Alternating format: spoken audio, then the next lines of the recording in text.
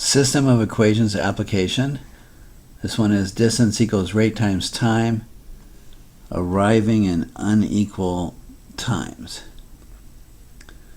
A cyclist and a runner leave a bridge at 3 p.m. and head for a park 10 miles away. The cyclist goes 3 times faster than the runner and arrives at the park 1 hour ahead. Find the speed of the cyclist and the speed of the runner. Alright, so we name the variables to answer the question. X is the speed of the cyclist in miles per hour. Y is the speed of the runner miles per hour. So we set up our distance rate time chart that works for all the distance rate time problems. Here's the cycler row and here's the runner. So we do have some numbers that we can put in here. The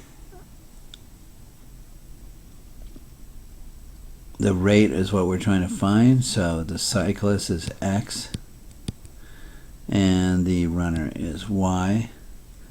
The time we don't know because this time they're arriving at the park not at the same time. In fact, one arrives at the park 1 hour ahead of the other one. But we do know the distance. They're both traveling 10 miles because the park is 10 miles away. 10, 10. So what do we do with this time? We don't know it, but we do know this relationship. Distance equals rate times time. That means that time, if you divide both sides by r, is distance over rate. So I'll just write down 10 over x and 10 over y. And then we might be able to do something with those. Now let's set up the equations. Something with this time here. The cyclist is faster because he arrives 1 hour ahead of time. Cyclist faster. And it says he arrives 1 hour ahead. So let's use this information. So the cyclist, 10 over x, is 1 hour faster, so it has less time than the runner. The runner is 10 over y. So I should subtract 1 from the runner, 1 hour from the runner's time, in order to get to the cyclist time, because the cyclist is faster. So this is a faster,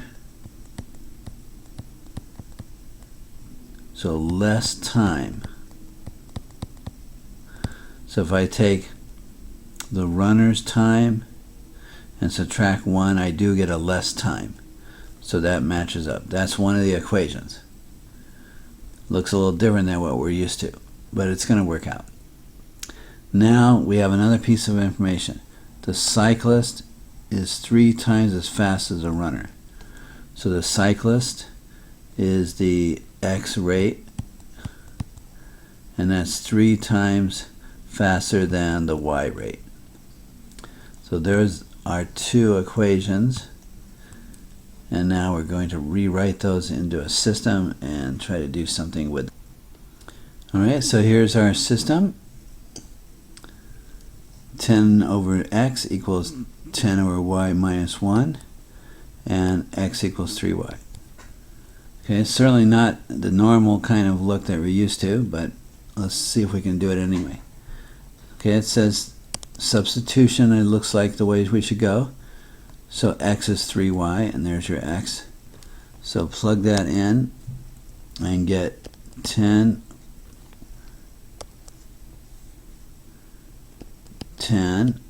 over 3y, because there's the x, and x is 3y, so 3y goes in there, equals 10 over y minus 1. Now this looks kind of strange. Why don't we multiply through on both sides by y and get rid of the y? So it would be y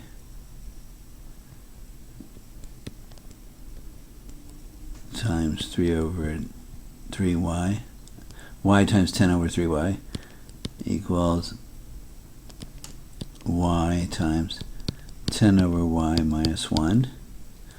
So the y's cancel out here and get 10 thirds equals the y cancels out and gets 10, because y is not going to be 0, because that would be 0 rate. And so that would be cancel out and give you 10 minus y. And so we can solve for y right here. So what we're going to do is subtract 10 from both sides. Move this up a little bit. 10 thirds minus 10 equals minus y. 10 thirds minus 30 thirds